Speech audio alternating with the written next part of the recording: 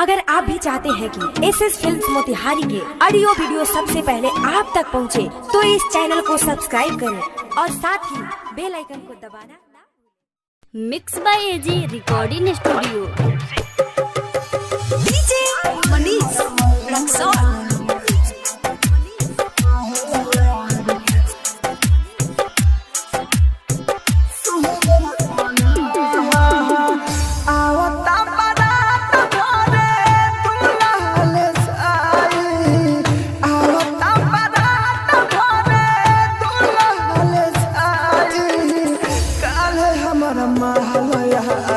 सोहरत मनाई काले हमारा महल यार, सोहरत मनाई सोचले न रहनी के हुआ करे घूमटा उठाई, सोचले न रहनी के हुआ करे घूमटा उठाई काले हमारा महल यार, सोहरत मनाई काले हमारा महल यार, सोहरत मनाई। DJ by AG recording studio.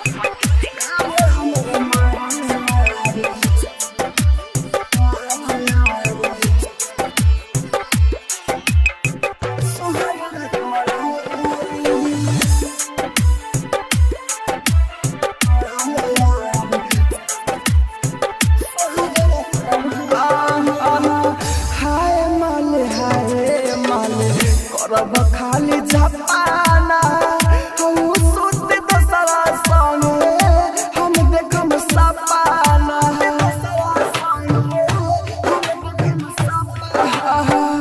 हाय माल करब खाली जपाना हम सुत दसरा संगे हम देखम सपाना, हाय अपना भाता देके कोना में सुत अपना भाता देके कोना में सुताई काले हमारा महल यार, सोहरत मनाई काले हमारा महल यार, सोहरत मनाई। DJ by AG recording studio.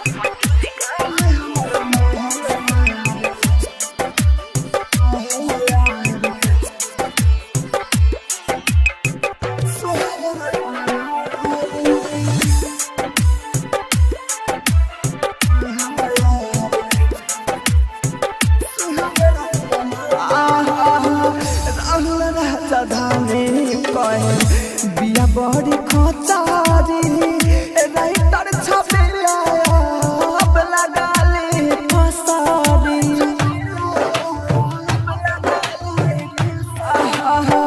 Rahul राजधानी कहे बिया बड़ी खचारी राइटर छपेला अब लगाली फसारी, हमारो